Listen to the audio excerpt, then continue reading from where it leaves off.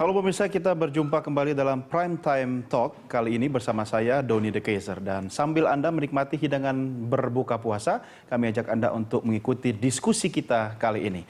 Pemirsa, PT Freeport siap mendivestasi sahamnya secara bertahap agar mencapai 30% paling lambat tahun 2019. Perusahaan tambang asal negeri Paman Sam itu juga bersedia untuk mengubah izin pertambangan dari kontrak karya menjadi izin usaha pertambangan khusus atau IUPK. Kalau diizinkan beroperasi 20 tahun ke depan. Jadi ada jikanya pemirsa. Search efforts continue in Indonesia. PT Freeport Indonesia siap untuk menggelontorkan dana investasi senilai 224,9 triliun rupiah. Namun investasi ini baru akan dilakukan bila pemerintah sudah memberikan kepastian untuk perpanjangan masa penambangan emas dan tembaga di Papua hingga 2041. Meski demikian, pemerintah dan DPR masih membahas soal perubahan kontrak karya menjadi izin usaha pertambangan khusus atas Freeport. Sudah sampaikan, kan begitu mereka mengatakannya saya lapor kepada Presiden dan Presiden mengatakan silakan dikaji lebih lanjut, nanti di waktu yang baik ya kita ngambil terus. Untuk pemerintah posisinya lebih kuat karena IUP, hati-hati ya. Seperti diketahui, kontrak Freeport baru berakhir pada tahun 2021.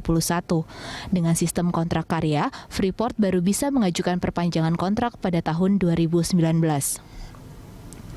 Freeport juga telah investasi tambang bawah tanah sebesar 4 miliar dolar Amerika. Selain itu, Freeport Indonesia juga berencana menambah investasi berikutnya sebesar 15 miliar dolar plus 2,3 miliar dolar untuk pembangunan smelter di dalam negeri. Untuk menunjukkan keseriusan membangun smelter, Freeport sepakat membayar bea keluar hingga tercapainya tingkat serapan biaya yang diatur. Sejauh ini, Freeport Indonesia telah membayar 178 juta dolar Amerika Serikat.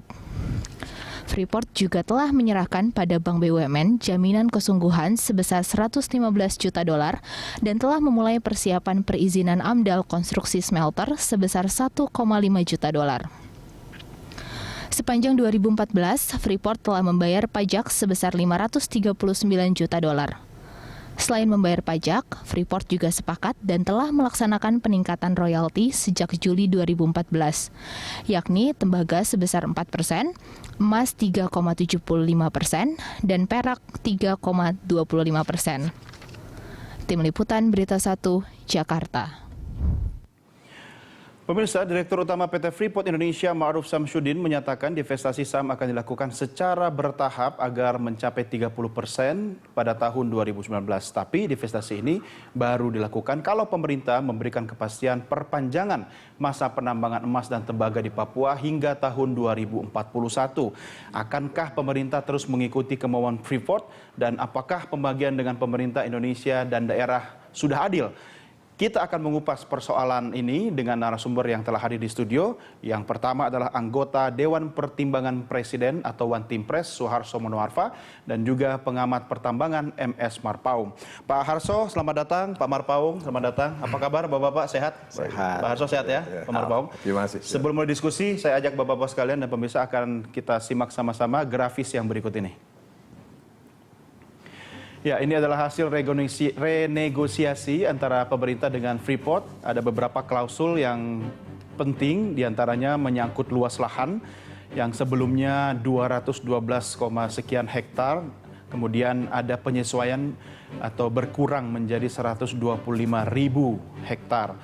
Kemudian smelter yang tadinya tidak mau membangun smelter, ini diwajibkan atau akhirnya bersedia membangun smelter bersama dengan Newmont.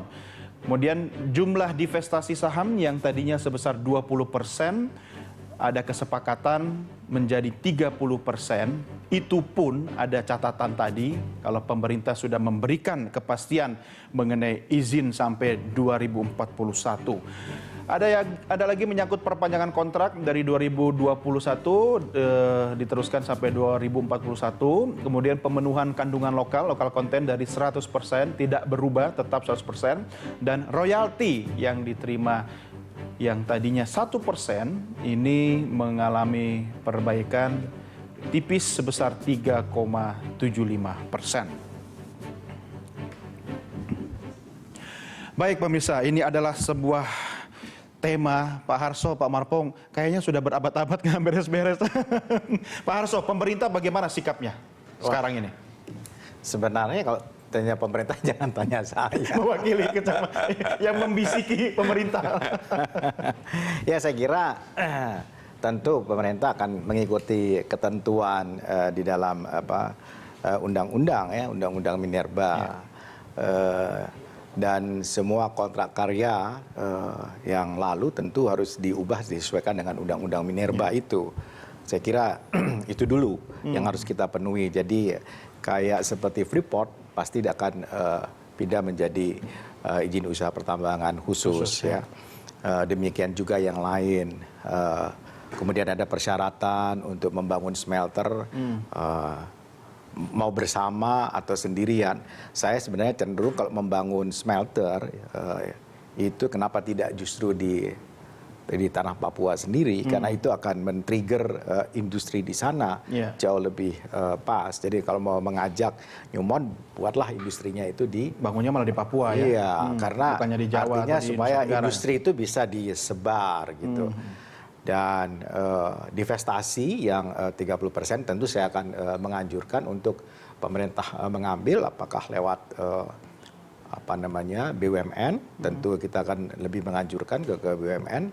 Kalau memang ada swasta nasional yang berminat, asal tidak seperti yang lalu, swasta nasional juga sudah pernah ada, tapi kan kemudian di rebound oleh mereka kan, diambil kembali, dibeli kembali. Jadi kalau memang ada swasta nasional yang kuat bersama BUMN dan bahkan mungkin pemerintah, saya kok menganggap ya kalau yang sifatnya ini strategis dan merupakan kekayaan sumber daya alam kita, itu sebaiknya memang masteringnya itu oleh kita. Berbeda misalnya dengan investasi-investasi yang sifatnya kayak infrastruktur ya, itu kan tidak akan dibawa kemana-mana oleh siapapun, dia akan tetap di situ. Betul. Ya kan. Tapi kalau seperti isi perut bumi itu kalau bisa kita kuasai. Iya, sudah puluhan tahun Pak dibawa ke negeri orang gitu kan. Tapi menurut Anda Pak Harso ini cukup fair nggak sih sebenarnya apa yang dinegosiasikan sekarang walaupun belum putus begitu? Saya kira fair, sangat fair ya tuh. Termasuk 30% itu kalau tercapai? Ya, malah kalau bisa lebih ya. Lebih. Bisa lebih. Idealnya berapa Pak? Ya, saya kira secara bertahap. Bertahap. Sampai pada titik berapa memang kira-kira? kita tahu bahwa investasi itu tidak kecil dan betul. Bahwa yang sudah dilakukan oleh mereka juga memang mesti kita respect ya kan. Tetapi kan ada peluang yang lain dengan dibangunnya smelter dan kita berharap ada derivasi dari industri ini yang akan mendorong pertumbuhan, apalagi kalau lokasinya itu tidak di Jawa tapi di Papua sendiri. Iya. Oke, Pak Marpaung, kalau bicara soal keadilan, setelah sekian puluh tahun isi perut bumi Nusantara khususnya Papua dikeruk, kita hanya mendapatkan kalau jadi 30%. Itu bukan royalti loh, Pak. Jadi, adilkah? Saya kira begini, satu hal yang pasti, industri ini adalah industri yang bolted food industry. Jadi itu dibaut itu. Dan kemudian ada investasi ke sana, begitu dia cuma hasil borboran gagal, itu kegagalan dia. Risiko dia. Begitu dia kupas, ya. Jadi artinya beda dengan footloose industry yang ada di Pulau Gadung. Nggak ada istilah cost recovery ya? Nggak ada. Begitu pemerintah mengeluarkan peraturan gimana-gimana, dia hengkang. Nggak ada kerugian. Ini semua yang ditanam dia yang pertama itu kita sebut sink fund. Dana yang akan tenggelam. Nah, jadi pertanyaan Anda, adilkah? Dari kacamata mana? Saya kembalikan kepada masyarakat. Saya hanya mencoba wacana saja. Tapi bahwa Pak, kita ini kita sebut sink fund ini. Sampai dia bisa mengeluarkan batu mineral itu dan dijual. Dan dijualnya itu artinya dibawa kemana keluar gitu. Dibawa keluar itu sebenarnya bukan ke Amerika. Ini ke Jepang, pasar internasional. Ke pasar internasional. Artinya ke perdagangan internasional. Ya memang ada smelter dia di Spanyol itu sebagian gitu. Ya saya kira begitu. Jadi kalau soal keadilan gitu kan. Nah berbicara soal 30%, sebetulnya filosofinya 30% ini yang harus kita pertanyakan, itu kan. Karena angka 30 diminta pemerintah itu dari mana juga kan? Karena kalau menurut saya, kalau saya orang swasta nasional yang akan disuruh minta beli, kemudian saya akan melakukan konsorsium bank untuk mendanai saya, mungkin bank saya akan bilang, Pak Marpaung tolong ambil 51 lah kalau 51 ada duit. Tapi kalau cuma 30, konsorsium juga nggak mau bantu gitu ya, dan risikonya besar begitu. Notabene di tangan pemerintah sudah 10, jadi paling 20% saya kebagian kan? Ya kan? Kalau untuk itu kontrolnya masih di tangan dia, repotlah kita gitu kan. Tapi kalau 51 bisa kita danain kan gitu kan. Nah ini maksud saya ini, jadi kebetulan nih Pak Suarso ini dulu di Komisi 7 yang ikut dengan saya. Bahasa di DPR, bahasa politik yang kemudian ada di tengah pemerintah, bahasa di pengusaha adalah bahasa ekonomi dan Pak, finance. ini bahasanya business to business atau apa Pak sebenarnya? Government to government atau apa yang kita pakai pendekatannya terhadap Freeport ini kalau ada negosiasi, renegosiasi? Jadi begini, itu yang tadi saya sebutkan. Ini ada bahasa politik dengan perspektif politik. Pokoknya undang-undang bilang itu harus ambil kayak gitu kan. Itu kata regulasi. Nah, sementara di sini ada pengusaha, ini ada hitung-hitungannya, ekonominya. Maka saya pikir pemerintah pengusaha sama itu politik beda Pak. Beda kan? Nah itulah yang saya pikir pemerintah harus menjembatani ini nih. Pada saat dia menurunkan PP. Kan gitu kan? PP kan sudah keluar. Enggak, artinya di PP itu bahasa di undang-undang kan harus dilakukan renegosiasi.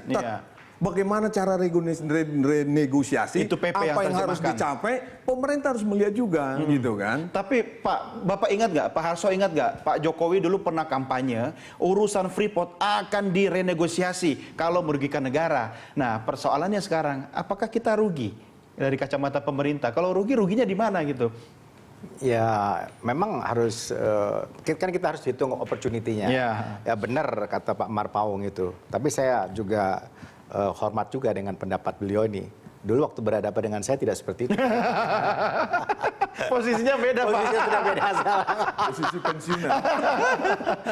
Jadi tapi Bapak masih asosiasi kan? Iya. APmindo apa? Iya. Asosiasi APmindo ya. Jadi kalau dari sisi opportunity cost, memang saya katakan tadi kita respect dengan para investor itu dan untuk memberikan kepastian pada mereka. Karena sekarang di seluruh dunia kan kita sudah bisa hitung itu. Ya berapa yang dia investasi di sana, berapa total present value TPV yang dia peroleh, kemudian in return seperti apa, kan juga kita bisa hitung. Dia hitung, kita juga bisa hitung. Dulu mungkin hitung-hitungan seperti itu kita tidak punya. Kan sekarang kita sudah semakin cerdas. Semakin transparan juga ya. Transparan dan para pengusaha swasta nasional kita juga sudah mulai mampu. Dan setidak-tidaknya masyarakat sekarang sudah lebih kritis, tapi sudah yakin lebih nggak, paham. Pak, kalau hitungan kita, cara menghitung kita dengan cara menghitung mereka itu persepsinya sudah sama Pak? Iya, kan persoalannya begini, kan waktu begitu bicara, once kita bicara soal pasar ada di mereka saya kira. Ya kan sekarang kita tahu siapa yang kontrol tembaga, yang kontrol emas di sana ya, dan komoditas. Kalau katakan ini dianggap tingkat strategisnya itu tidak tinggi, maka bisa saja tingkat komprominya pun menjadi lebih longgar gitu. Kan dari sisi itu dari sisi itu. Tetapi harus kita ingat bahwa yang kita tekankan di sini bahwa ke depan itu memang benar-benar ada industrinya. Saya kira saya lebih suka untuk mendorongnya smelter itu benar-benar terbangun sehingga industri-industri ikutannya ya, related industrinya bisa bahkan berkembang, supporting industrinya, derivasi downstreamnya bisa akhirnya dampaknya dirasakan langsung masyarakat lokal gitu kan. Oke, Bapak-bapak kita break dulu, kita lanjutkan di segmen berikutnya. Dan pemirsa, kami juga akan mengundang partisipasi Anda untuk bisa berinteraksi melalui jalur telepon atau SMS, atau bisa mention kami via akun sosial media yang akan tertayang selama diskusi kami berlangsung di layar televisi Anda. Kami segera kembali sesaat lagi.